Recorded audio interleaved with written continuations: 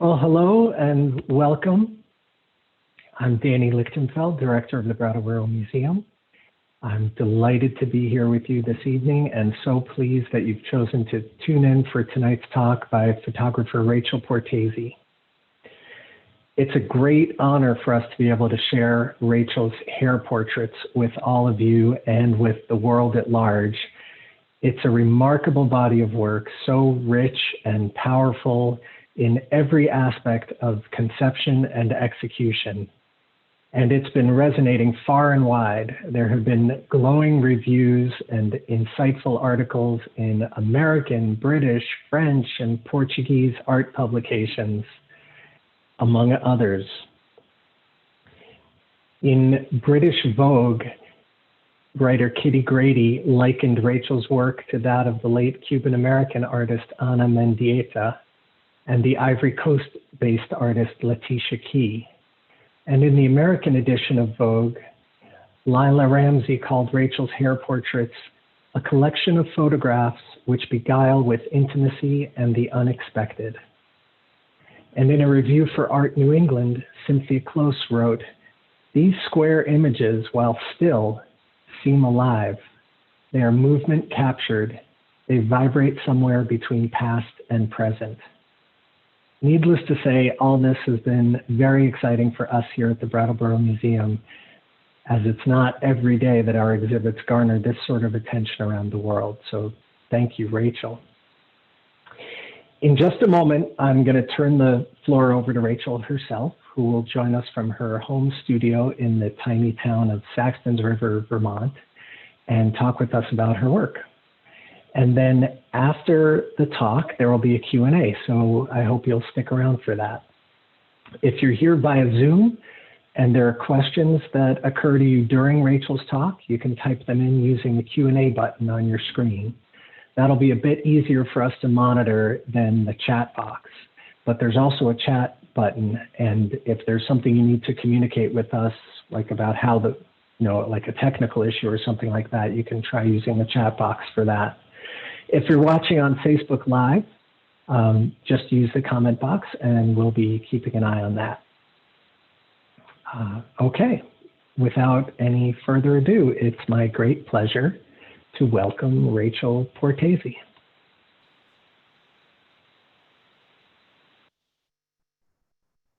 Hi, and thank you, Danny, for the wonderful introduction. And thank you to the Brattleboro Museum for having the exhibition. And hello to everyone out there. I'm going to do a little slide presentation. Let me see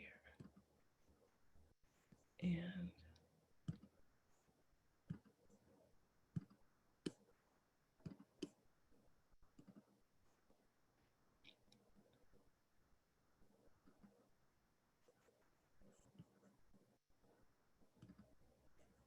okay. So this is the show installed in the gallery at the Brattleboro Museum. Excuse me, Rachel, we're not seeing your screen. It's Danny. We're not seeing your screen. We're just still seeing you. Okay, let me try it again. Can you see my screen now? Perfect. Okay, thank you. I see like a colorful, yeah. Okay, yeah. Thank you very much. Yeah. Okay, sure. Technical issues. We knew there'd be something, right? There we go. Perfect. Here's my show installed at the museum.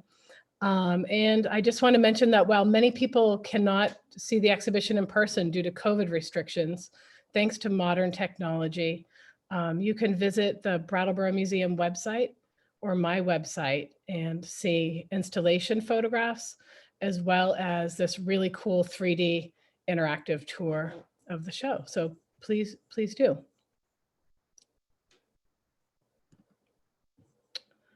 Our hair changes as we age. As a child, I had blonde, thin hair that was sometimes curly, and as I grew, it became thick and dark. The most hilarious phase of my hair was in the 80s. I lived in Quincy, Massachusetts, just outside of Boston, and I had a thick Boston accent, as well as wicked big hair.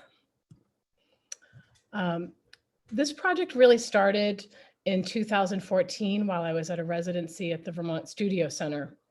And I'd ordered a tintype kit. While I was waiting for it to arrive by mail, I began photographing the back of my head with my cell phone and arranging them like film stills. It was my first time away from my family since the birth of my son Emmett in 2007.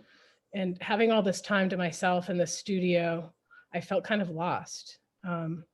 It wasn't the first time I'd used my camera to explore concerns about my identity. When I first became a parent, I was really concerned with losing myself in motherhood. And so for a second, I'm just going to take us back 13 years to the birth of my son. After my son was born, I felt kind of anxious about the amount of time it took to take care of him. It felt like my identity was gone. Even during pregnancy, everything was suddenly about someone else. But it really hit home when I was at the hospital learning how to nurse. So my husband and I arrived at the hospital during a blizzard, and we had this kind of luxurious 3-day hospital stay. And I almost said the Brattleboro Museum was amazing, but the Brattleboro Memorial Hospital was amazing with their lactation consultants. And they taught me how to nurse. And on the second day, the nurse came in to see how it was going. And I said, it's great. You know, this is like 2 p.m. Like, I fed him this morning. I should probably feed him again. You know, I'm thinking like a person, you feed a kid 3 times a day. And that's when I learned that you nurse your child between 8 and 12 times a day. I was like, as someone who is in constant motion and always multitasking, I was like, there's no way in hell I'm going to sit around looking at my kid while he nurses all day. So I just strapped him to my body, and thus began the journey of attachment parenting and nursing on demand. I just took him everywhere and whipped my boob out to let him feed whenever he wanted to. Here's my family. I think part of what I really loved about being a mother and a wife during the kids' younger years is that it took everything of me. There was some kind of comfort in that. I realized that I'd been in a perpetual motion my whole life, and I started to wonder if dedicating my time to others had less to do with generosity and more to do with cowardice. I realized I hadn't really taken a moment to sit with how uncomfortable I was with myself, and this all came, you know, crashing down on me at this residency where I had ample time to just work and create and think. And now with all this time alone, I thought about my identity and the identity of myself from motherhood, from before motherhood, and even during those early years, no longer fit. And I felt left without something to replace it.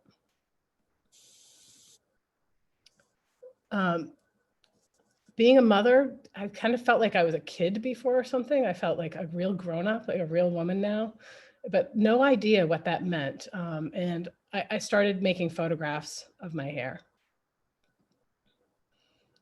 This is a photograph by one of my favorite photographers, Emmett Gowan. He took this photo of his wife, Edith, in 1967. In the 90s, I had the pleasure of hearing him speak and meeting both he and his wife at Marlborough College, thanks to my photography professor, John Willis. And somehow I don't remember anything specific about what he said, but afterward, I ran up the hill to the payphone in my dorm and called my dad.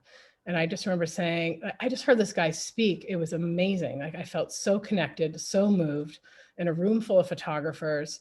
And I said, I think I understand finally how religious people must feel sometimes in church.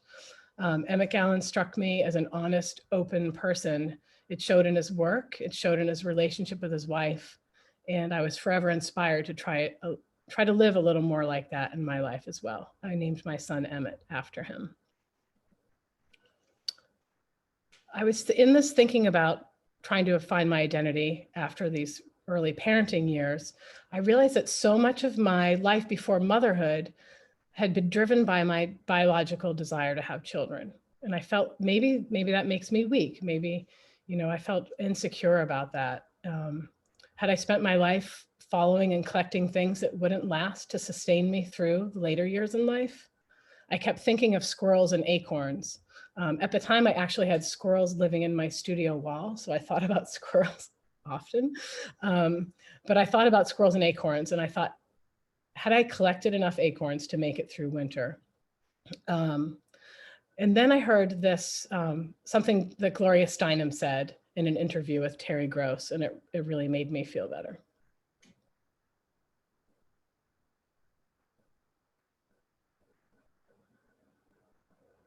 It was reassuring to me to hear that even women who didn't have children faced some of the same identity challenges when entering the second half of life. So while I could continue to make these types of photos of myself, I wanted to dig deeper and say more, do more with my hair. And this is the point where wanting to make wet plate collodion tintypes collided with the images I was interested in creating. And it became impossible for me to be both photographer and model at the same time. While I just want to take a minute here also, while I was trying to make these photographs, the tintype photographs, I was getting black plates constantly. I could not get a single image. And I'm going to take a minute here as well to talk a little bit about the tintype making process. In January, I will be doing a tintype demonstration on live Zoom, much like this, for the museum. But now I'm going to talk about the basics a little bit. So for those of you who don't know about it, you can have a general idea of how finicky, time-consuming it is, and how they're one-of-a-kind direct positives made within the camera. And I want to thank right now the Penumbra Foundation in New York City, Jeffrey Berliner, Lisa Imola, for teaching me how to make wet plate collodion photographs, because I was a disaster before them. Penumbra is an amazing resource for anyone interested in alternate process photography. Check out their website, and they have a great tintype studio run by Molly Lupo. It's a great resource. Tintypes are made on aluminum plates that were painted black. I make it light sensitive first by pouring a sticky substance called collodion on the plate.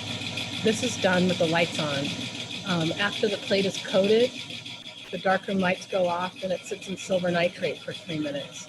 Once it hits the silver nitrate, it's light sensitive, and everything has to be done in the dark after that. After it is light sensitive, I put it in a plate holder and load it into my camera, and it's a light sensitive plate. I'm going to play a little video. The first part is sped up, just putting the plate holder in the camera, lifting the slide so that the portion that's light sensitive is facing the camera lens. And to time the photographs, I actually just pull the lens off, set a timer, and put it back on.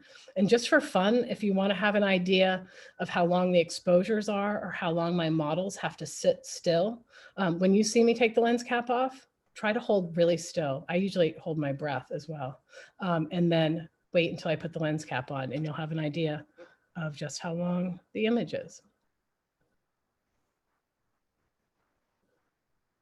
So this is the plate holder. Again, I don't move this quickly. The slide comes out, and now facing the lens is the sensitive plate. Hold your breath.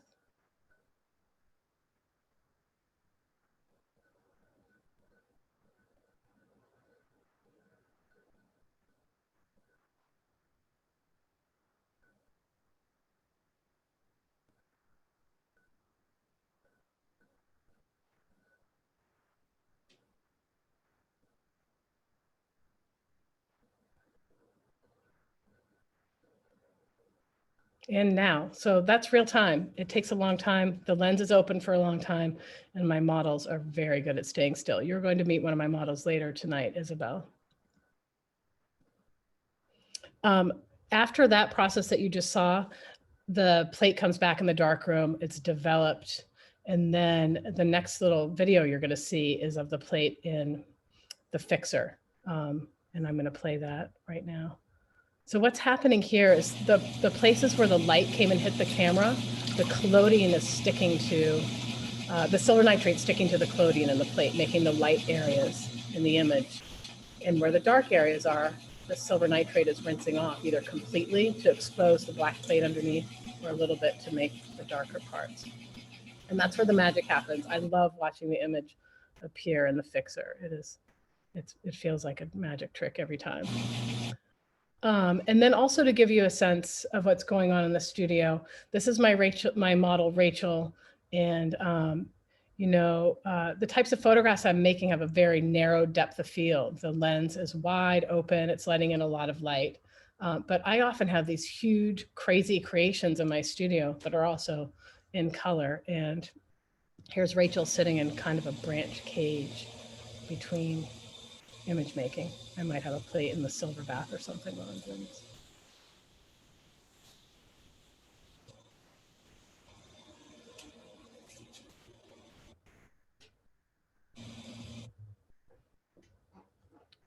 While making these photographs, I explored how I felt pulled by the desires and expectations of men, how conflicted I felt in the classic role I chose as mother and wife. This image is made with, there's a quilting hoop and an embroidery hoop in this.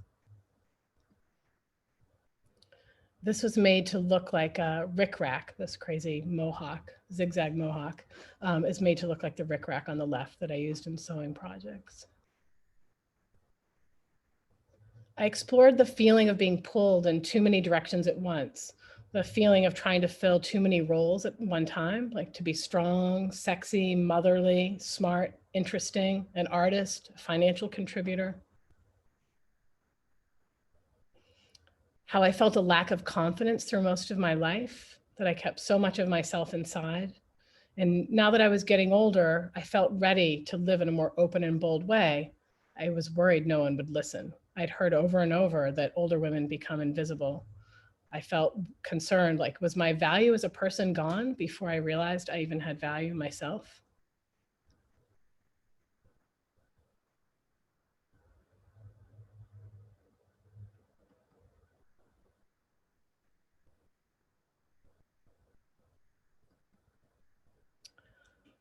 This image is of a bunch of different Victorian mourning jewelry.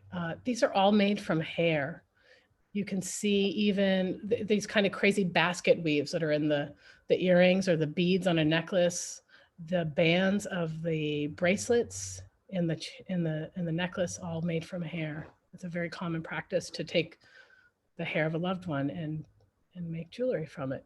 This locket, it has two different kinds of hair there. It might be hair from two different phases in a person's life, how we spoke earlier about hair changing over time, or it might be kind of a portrait of two people with the living and the dead together in this locket. People always also used hair as embroidery thread to create memorials, but also really intricate scenes in large wreaths. Here's an example of some of those. This is a piece that's at the Brattleboro Museum now. It's something of a family portrait for me, riffing off the idea of the Victorian era and mourning jewelry in a family portrait. This box holds hair from my stepdaughter, my son, my mom, my dad, my stepmom, my husband, and myself. I felt really moved putting this box together. I had my hair and hair from childhood, and my father's hair was mailed to me, and it was taped in this back of this photograph of him when he was just a little boy. And something about putting his hair and my son's hair in this box was just emotional and moving. This series of small pieces, I think of, pardon me one second. I think of it as kind of a portrait of my internal world. They make me think of making something new from the old or classic. When you come across a daguerreotype case and you open it, you have an expectation of what will be inside. It's also a direct nod to the challenge of the materials, which are often viewed through a very romantic and precious lens. I struggled with how to take that and make something new, at the same time looking at an older version of myself and trying to make something new as well. I did thinking about the very nature of being a woman. Having a child made all of my impulses feel less like the socialized behaviors I had thought they were before children, and more like an internal pattern driven by nature. These ideas came to me while at the DNA residency in Provincetown, P-Town. I want to say that most of the time I spent at DNA was used to stop and think and look and walk the beach rather than put pressure on myself to produce the much needed time to think. The ideas that were formed there made their way into my studio practice. I made pieces like this after a sea urchin.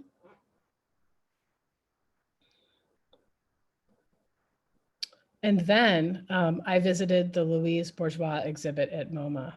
I was familiar with her sculptures that are on display at Mass MoCA, but I had not seen this other work. I was floored by the exhibition.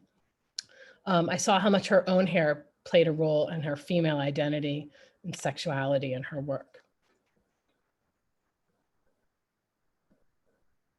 In this piece here, in particular, when I saw that, I felt a really strong connection to pieces like this sea urchin and her piece. Here, I need to move this a little. So I began this kind of conversation with her. This is one of my favorite pieces. This is my favorite piece I've made. It's a homage to Bourgeois. It's a direct, I made it right from this image of hers, these images of hers.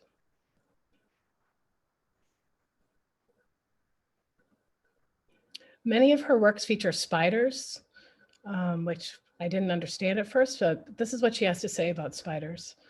The spider is a repairer. If you bash into the web of a spider, she doesn't get mad, she weaves and repairs it. An artist can show things that other people are terrified of expressing.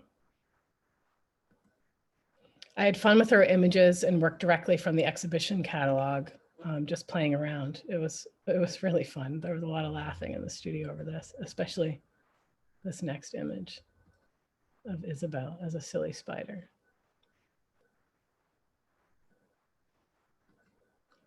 Because Louise Bourgeois' work resonated with me, I began to see new connections between my work and work I was already familiar with. I'm a huge Frida Kahlo fan. This is my husband and I as Frida and Diego on Halloween one year.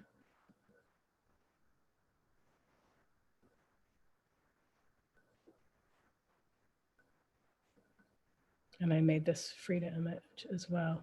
The branches in Isabel's hair in this picture were from a dogwood tree that my husband and stepdaughter planted when she was 3. And it's now a big tree and she's a big grown young woman.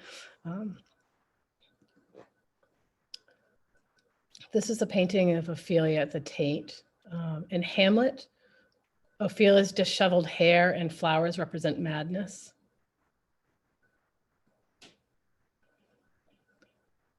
This piece is titled Imogen.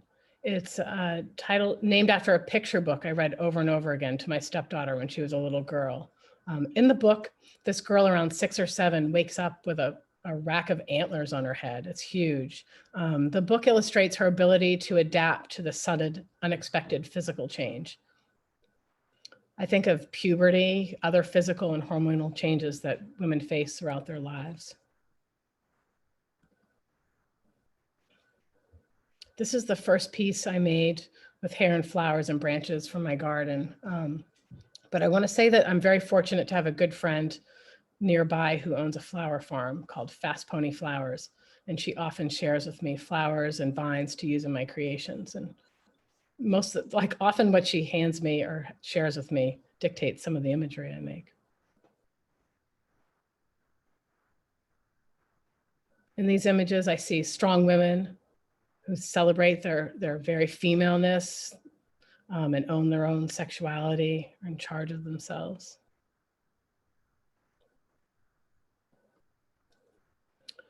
The first time someone I knew bought an art object and shared it with me was many, many years ago when he bought a portfolio of Luis Gonzalez Palmas. We sat and looked at each precious image. I was very moved and thought maybe someday, I think I was like 19 at the time. I don't know, I was very young, but I thought I hoped someday to own something so special myself. And partway through making the body of this work, I thought of him and realized that I had so obviously carried those images with me. And I could see how much my work was influenced by his work and that experience.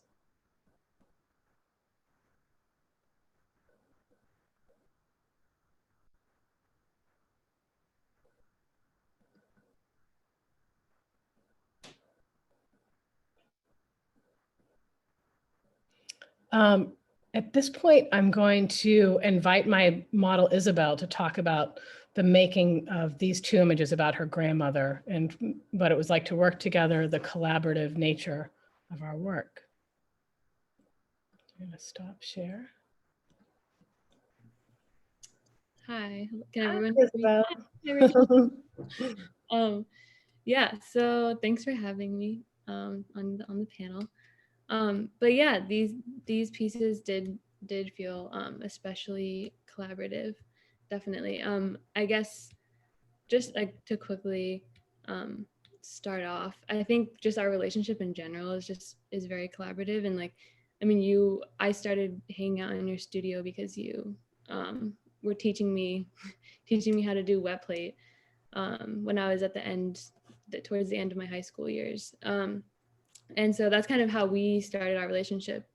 But it also, I think, started in sort of in the context of family, which I think is very much connected to this work for you, and also kind of connects how we have ended up kind of collaborating, I feel like, because you're friends with my mom, and that was the kind of an initial connection. And then I was at your studio a lot, and we ended up, you were teaching me, and then I ended up starting to model for you. And it was definitely collaborative in that we would kind of, just because I knew kind of just a tiny bit of what you know about the process, sometimes we would just like troubleshoot a lot together. And yeah, just the whole process felt very collaborative.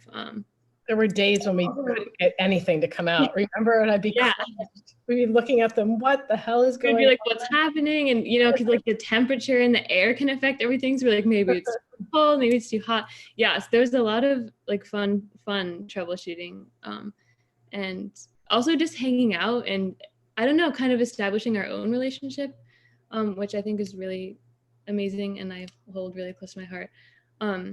But then also that, like, just to kind of bring family into it more, like your family was always around. Like Emmett was always in the studio, Maddie was in the studio, Eric's in the house, everyone's around. So I kind of became, I was always around your family. And then even your dad would be around, and he and I would make like sculpture kind of structures to help with, I don't know, sometimes we would make that's sculptures. right. I had put you guys to work building things outside. Yeah, so it became sort of collaborative in this like familiar sense also, which kind of brings me back to the two images that you were sharing, because somehow, like, all of a sudden we were connected and sort of by my grandmother. So not just like me and your family space, or my mom coming over after, but yeah, my abuelita, you had this like cloth lace kind of fabric thing in the studio, and we started playing around with it, and it looked and it felt just like it was the same exact cloth that my abuelita had on her table, like her tablecloth, just like classic Hispanic households, like the lace tablecloth with the plastic over it. You can't touch, so plastic on the furniture, like, so nothing gets ruined. Mm-hmm. And we were messing around with that as a prop. And I remember it drew your attention because you said you remembered the tablecloth and poking your fingers through the holes of the lace. Yeah. I would sit at the table when I was at my abuelita's house visiting. I would sit on like whoever's lap I was sitting on at the table, and then the fabric would kind of stick out underneath the plastic, the clear plastic, and I would always just be messing around, just listening to whatever the conversation was at the table, like playing with the fabric to pass the time. And so, yeah, for me, that was a really beautiful connection that sort of involved all of a sudden or at least that side of my family into this already like very collaborative, like space, that was especially because of family. Yeah.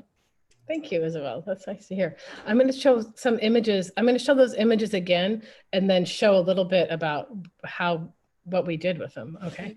All right. I'm going to go back to share screen. Can you guys see that now? Yes. Okay, thank you.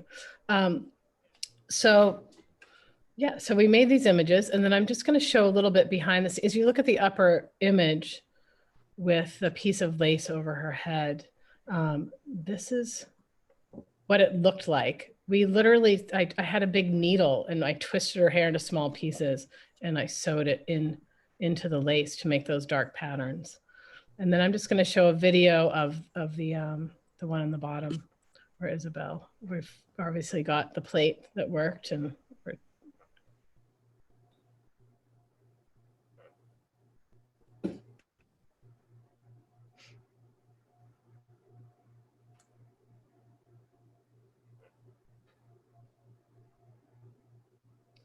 so after the conversation about the conversations we were having about family, and we made an image of Isabel's grandmother, I made an image of my grandmother as well.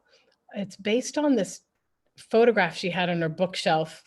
She was at my aunt and uncle's wedding, and she had a crazy fuchsia pink hat with big flowers on it. It almost looked like one of those Italian swimming caps. So I made that.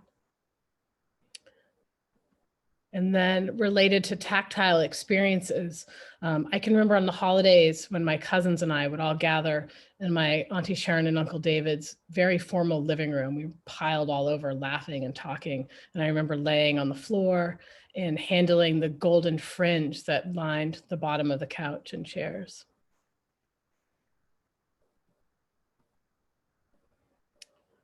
This piece titled Graft is for me about how we build ourselves from the people around us, like the grafting of a fruit tree. In many ways, we emulate others as we're forming our own selves.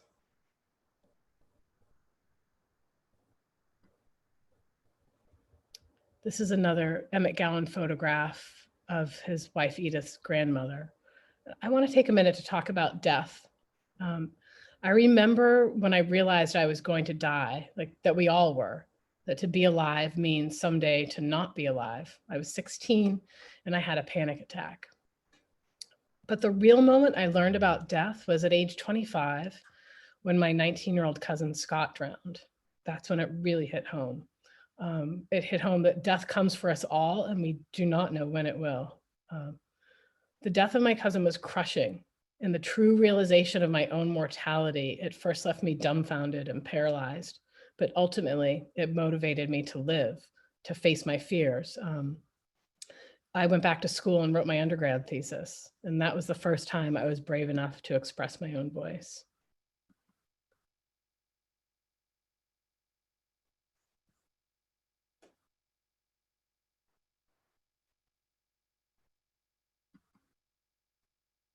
These next two images are from a group of images that I've titled Floating. 1, 2, 3, I've actually titled them all crazy wrong. They are about existing with uncertainty when it feels like the ground you're standing on has dropped from beneath you. At other times in my life, that feeling has caused me to take sudden action or to make drastic changes in my life to distract myself. This time, when I was faced with those feelings, I wanted to sit with that uncertainty and to trust that the right path would open up. I was making peace with the not knowing.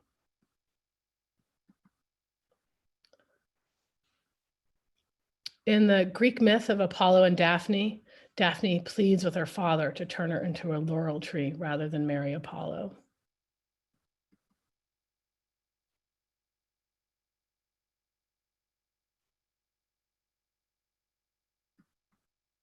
I like to think that Louise Bourgeois was also thinking of Daphne when she made this untitled image. The next few images are more recent. It's tintype. I also made a few 8x10 Polaroids in the studio.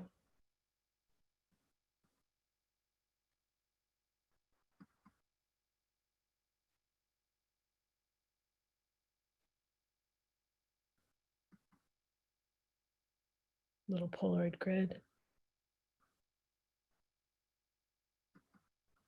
And then I started making kind of Merkins from things around my studio.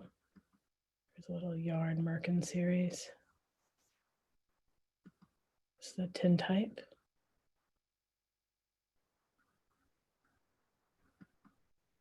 These are doilies made by my mother. This is an image inside my studio of Rachel waiting to have her photograph made.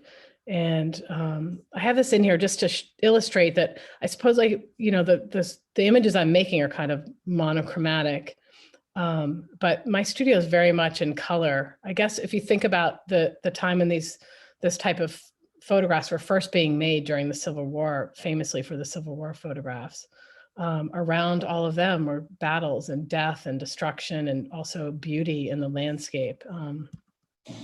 But here's Rachel. I love these moments in between shots where my models have to stay somewhat still so the flowers and branches and things don't fall apart. They're like these little living pictures.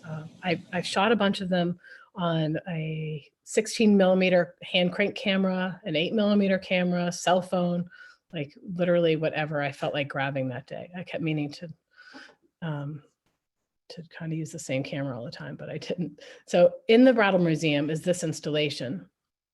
And if you do get to visit the show in person, make sure you look through the lens because there's my video is in there.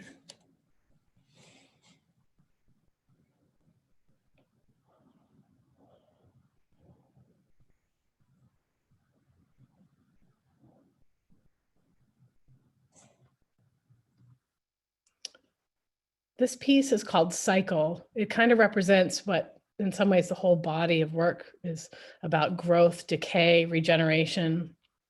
And I'm next going to show you this in color. So if you can see on the left-hand side are this kind of dead, dried vegetation, and on the right is the new. In my camera, in the image that appears is backwards. So in the color image, you'll see that actually the live flowers on the right, on the left, and the dead ones on the right. And I want to take a minute here just to thank my friends and family for supporting this crazy project and standing behind me all the way. And I'm going to play this little video. As Isabel was saying, my family is very much connected to my studio life. My studio is connected to the house. During the project, during the making of this work, their kids were often hanging in the studio doing their homework, or we were all listening to music and together. And this kind of illustrates a typical scene during the making of this. That's my stepdaughter, Maddie.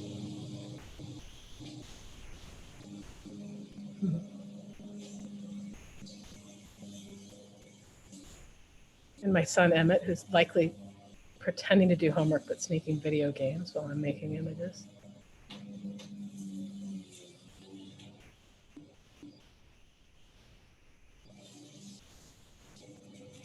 And me. And that is that. So thank you all. And I believe Danny has a few words to say next, or he'll be on with the question and answer. And Isabel, if you want to be there, maybe people might have questions for you as well.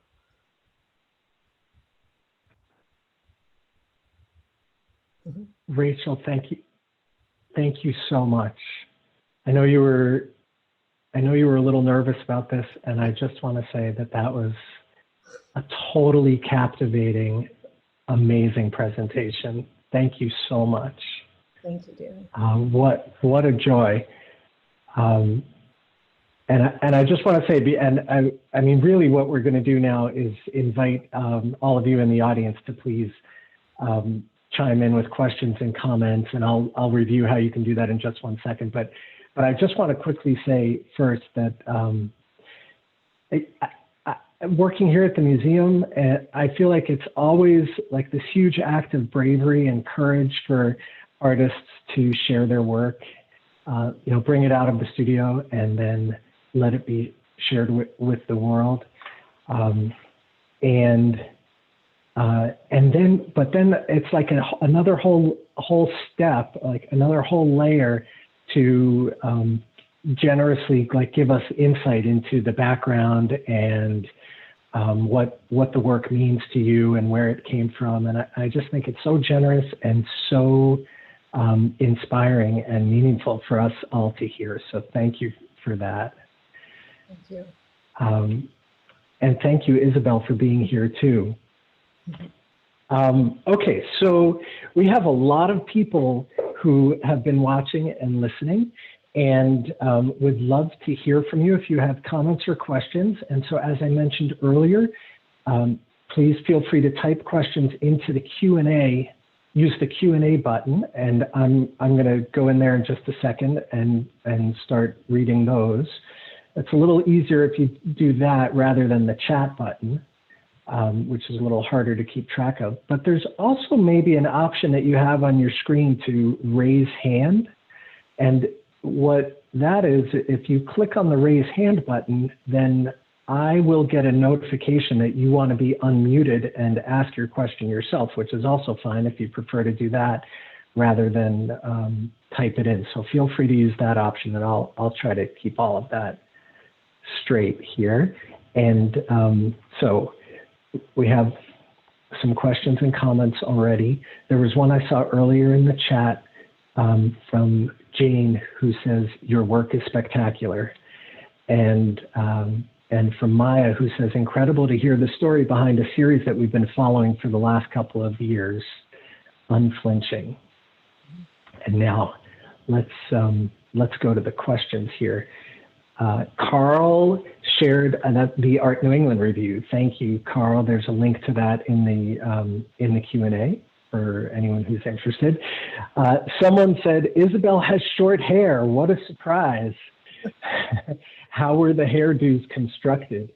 That question might have been typed in before you shared some of that, but is there anything more that either one of you wants to say about how the hairdos were constructed?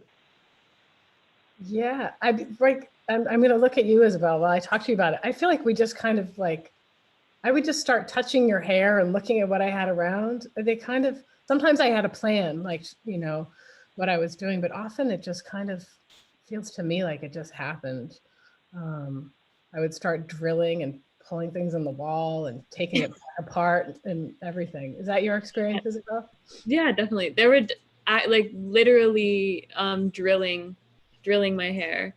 Not like sometimes we would use tacks or whatever we could find in the studio to keep it up on the wall, but there were a few times that we would actually drill. Like my hair, I remember getting like, and we thought we would have to cut off my hair.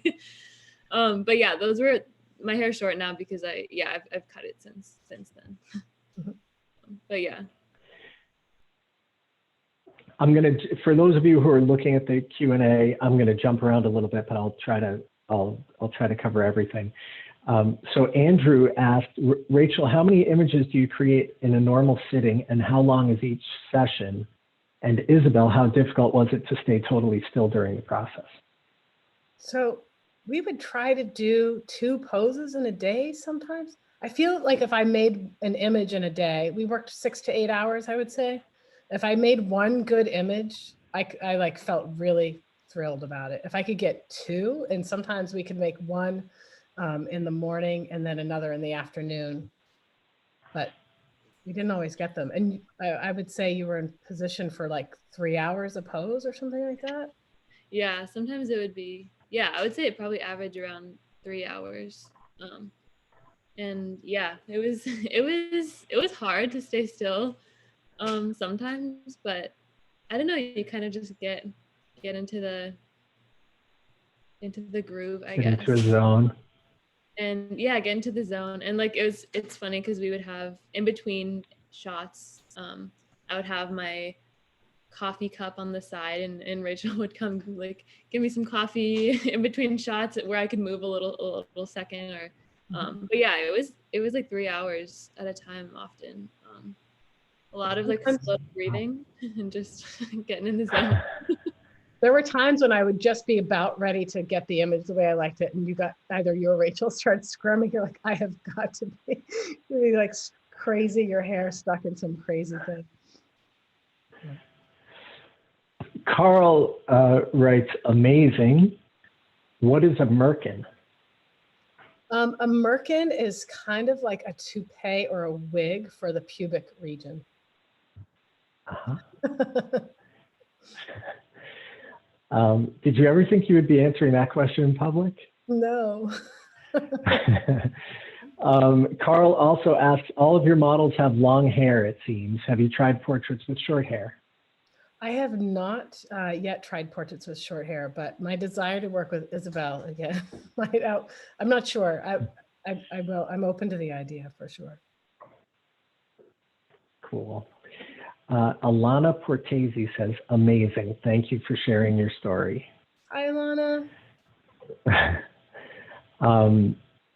And someone anonymous asks, have you thought about using older models in your work? You mentioned the notion earlier of older women becoming invisible culturally. Yes, I actually have a series that's not hanging in the museum right now. I wish I could pull some images up of this amazing woman with gray hair. And I photographed her on a white background. And they're some of my favorite images. I have a few series of that. And I'll put them up on Instagram soon for whoever asked that. And please take a look because they're wonderful. I'm really looking, if you know anyone with a lot of white gray hair, please send them my way because I'd be happy to make images of older women. I feel like you live in the right part of the world for that. Like that's not going to be a really tall order. Someone else whose name I don't know says, I know you covered your technique at the beginning, though now that we've seen your work, would you again share the type of photography process that you employed? Yeah, and also for whoever's asking that question, in January, I'm going to do a full-on demonstration where you see me take an image and develop it. But basically, it's a black aluminum plate. It's painted black on one side. Basically, the substance called collodion is poured on it. It's somehow made from cotton. I keep meaning to find the details out from that. It's sticky, like maple syrup consistency. And then that plate goes into silver nitrate, which is light sensitive. It's what all negatives and film is made from, and prints actually. The silver nitrate is light sensitive and sticks to the collodion so that when the light comes through the camera and hits the light spots where the collodion is, the nitrate will eventually stick to the collodion in the development process. And where it's darker or where it's black, the silver nitrate does not adhere and it rinses off, and that's how the darks are created. So that's the basics. Thank you. Rachel, why do you have an idea why you're so attracted to like these instant photography processes like Polaroid and tintype? Yeah. Like what appeals to you? So for me, like when I showed that image of the plate appearing, it feels like magic. I like that. Unlike some work I've done as a photographer digitally, it feels like a separation between work. It feels like I shot Polaroids for many years and they felt like they were for me. They were fun. They're a really interesting way to interact with people and share the process with them. It's not like, oh, I did this and then maybe you'll see it later. It's like, it's this excitement and collaboration with whoever's photograph you've taken. I also like that I can't monkey mind it and like worry and keep editing it in Photoshop or sit at a computer. It's like, it's done. You messed up or this corner doesn't, none of it comes out the way you want. Like there's always an area where you're like, I like this part of that picture and this with that one, but you have to move on. And so I like that. I like that you can't tweak it too much. Cool. Susan has raised her hand bravely here. So I'm going to try to unmute Susan and let's see if this will work, Susan, for you to ask your question yourself. Hi, Susan. Hi, Rachel. How are you? Good. I'm thrilled and proud and excited. I love that I sense a flow of this work. I think that's really the way it works. Out of you and from many places, your past life, your present life, your interaction with Isabel, and the most powerful experience of being pregnant and having a child and not knowing where your life is going to go from there. And I've experienced the same kind of thing. And I love the person. I love your what you've put into it of yourself, the way you've expressed it, and it's in your work. And I love and understand that. Thank you very much. That's a huge compliment, Susan. I appreciate it. That's really nice to hear. Thank you, Susan. Vaughn, I see your hand up. We'll get to you in just one second. I'm just going to read a couple other items that have come into the Q&A. Joe says, Rachel, that was really beautiful. You've addressed such important and vulnerable aspects of motherhood, aging, and connections to family. The person who asked earlier, or who expressed surprise about Isabel's hair, says, but it was real hair, Isabel, not wigs or yarn or anything. I bet it was, right? It was real hair. Veranda offers kind of a personal note, as one would expect from Veranda, saying, Rachel, Emily and I are thrilled to see this. We've always believed in you and your work. Emily will be in touch about your shared passion for hair. Love, yeah. Veranda. Thank you, Veranda and Emily.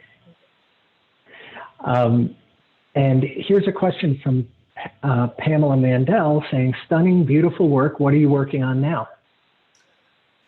That's a good question. I'm continuing a little bit with this project, and I'm not sure. I have ideas, but I hesitate to say them out loud, what this is morphing into. I'll let you know. Fair enough. Fair enough. Get to bask in this one for a little while. There's a question: will this show travel to other cities? I'm hoping so. Yeah, go ahead. I have some conversations in place currently with galleries and other places. So I'm not sure where it's going to land next, but it's looking very much like it will be on display again. Deservedly so. That would be really great. Okay, let me take Vaughn off of mute. Hey, Rachel. It's Vaughn and Brian. Hi. Guys. Oh, hi. I wish I could see your faces. Hi, Isabel. I'm stealing Vaughn's question, which Danny, you just asked, because we were wondering about current work, but I was, or you know, what your future work is. This was such a fantastic presentation. Fantastic.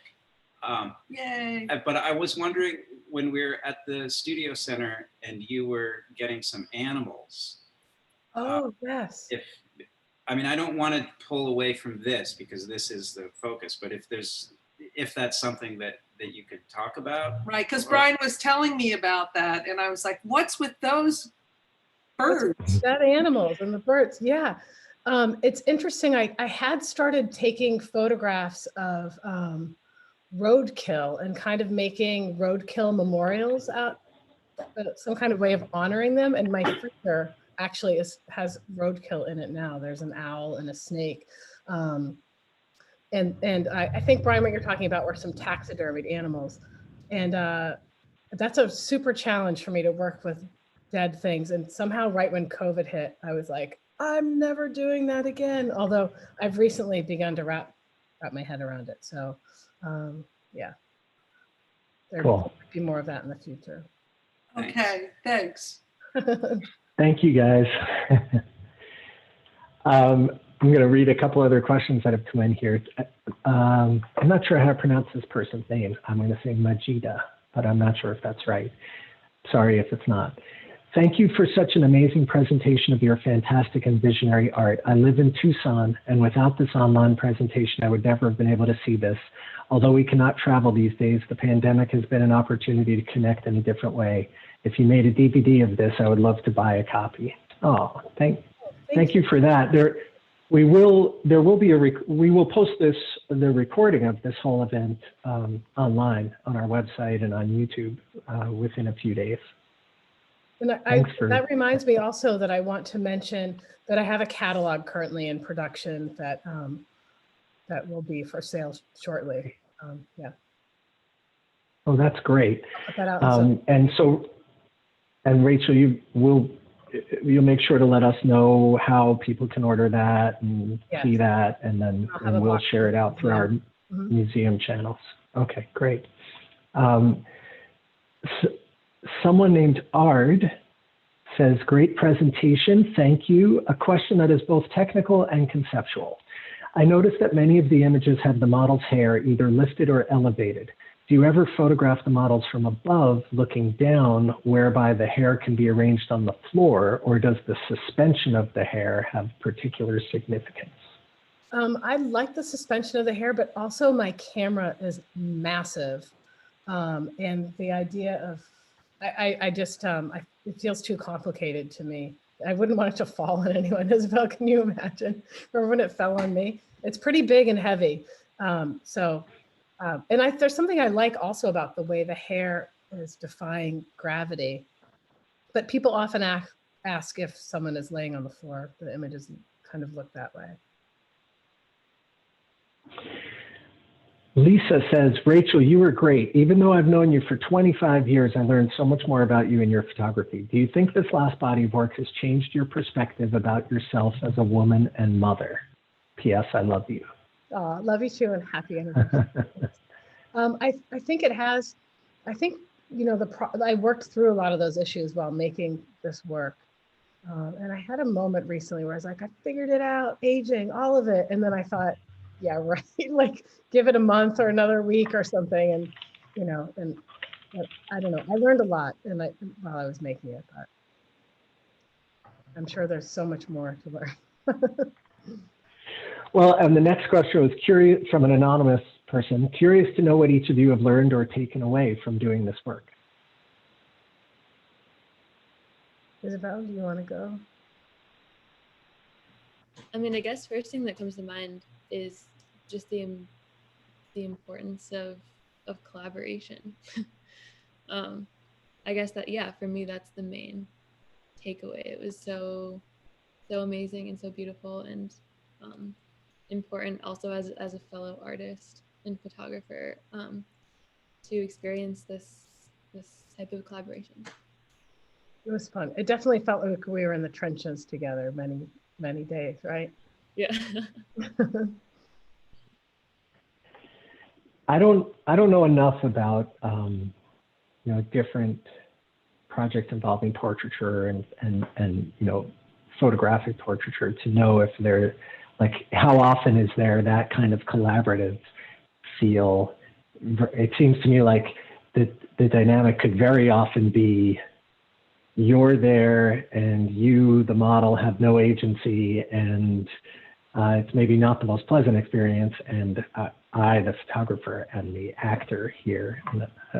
I don't know if that's, it sounds like that is not the vibe in your studio. Yeah, and it depends on, I photographed other models, and some of them kind of check out a little bit and become more like objects, and some of them and other things. I think it's like anything else. I think Isabel and I just had some magic chemistry together in the studio, and it was just, we just fed off each other, and I think the project and the images of her really show that.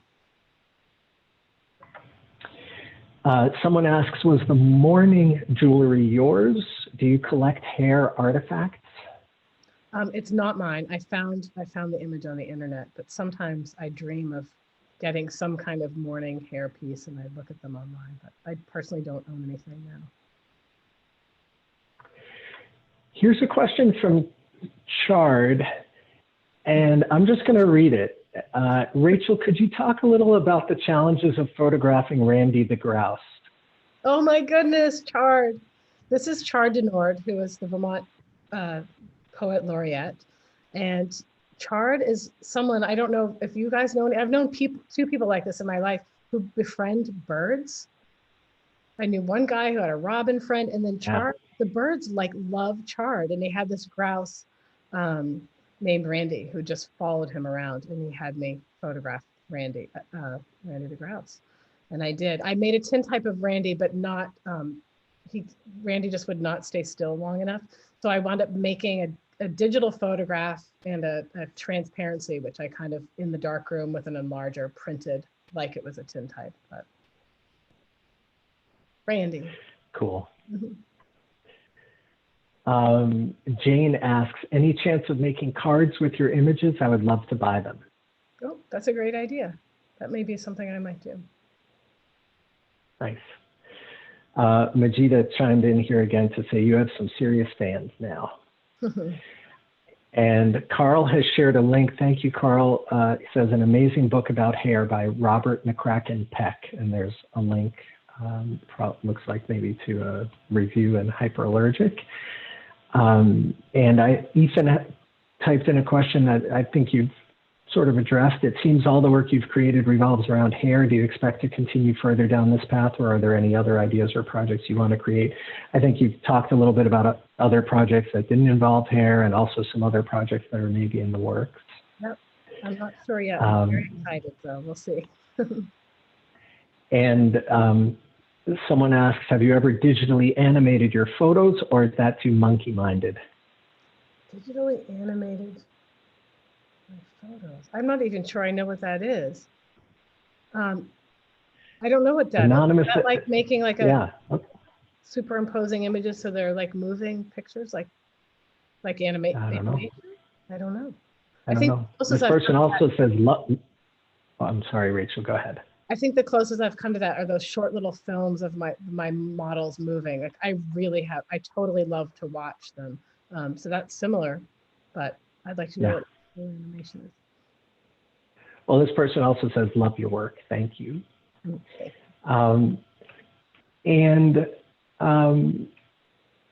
We've made it through your questions, which have been terrific, and comments. Thank you all so much. I just want to say a couple things in closing here, and then Rachel or Isabella, certainly if there's anything else that you want to add or touch on, please feel free. I just want to acknowledge and thank the Brattleboro Museum's longtime chief curator, Mara Williams, who's watching and here tonight, because she's the one who brought Rachel's extraordinary work to our attention and curated the exhibit. So thank you, Mara. And I just want to let people know about the two other events that we've been alluding to that are coming up involving Rachel and her work while the exhibit is up. On January 14th, also here via Zoom, a scholar of Victorian hair work is going to give a lecture about Victorian hair work. And on January 21st, as Rachel has mentioned, she's going to do a live via Zoom demonstration of tintype photographic process. So please tune back. Go ahead. I couldn't remember what date that was, but I realized I can look it up. Yeah. And those dates are on our website. I think I've got them right here, but they're at brattleboromuseum.org. And if you follow us on social media or you subscribe to our e-newsletter, which you can do through our website, you'll be sure to get all that information and the links and so on.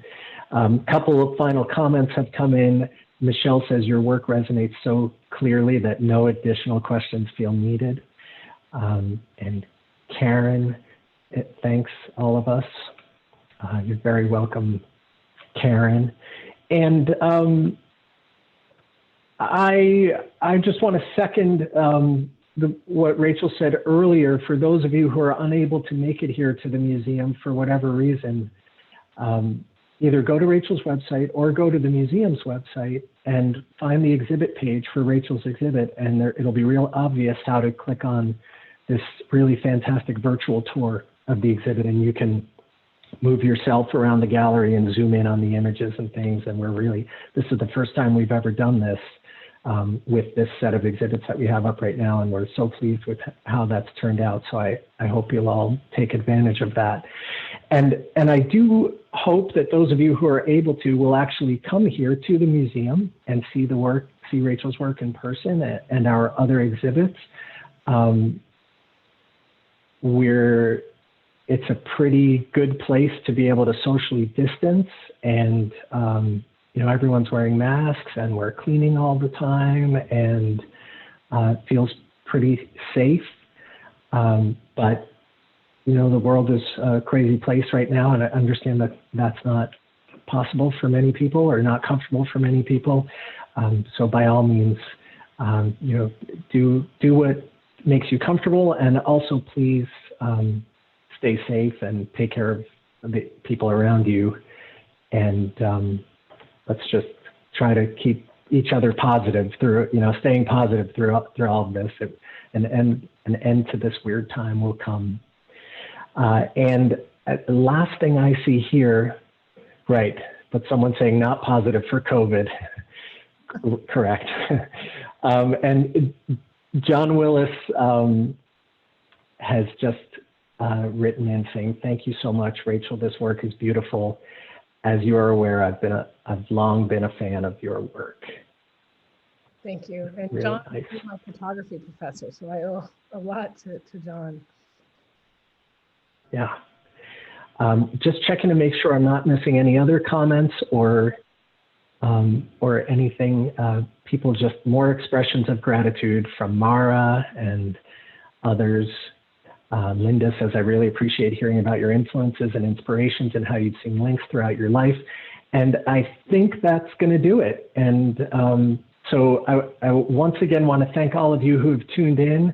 And thank you, Isabel, for joining us tonight. And most especially, Rachel, thank you for this incredible body of work. It is such a treat to have it up here at the museum. And thank you for this great, great presentation tonight. Thank you. It's an honor. And I do want to mention Mara Williams, because I'm forever thankful that she saw something in my work and curated this exhibition. It's been life-changing for me. And there are not enough words to thank Mara. So thank you. Wonderful. Okay. Well, everyone, enjoy the rest of your night and be well, and hope to see you again soon.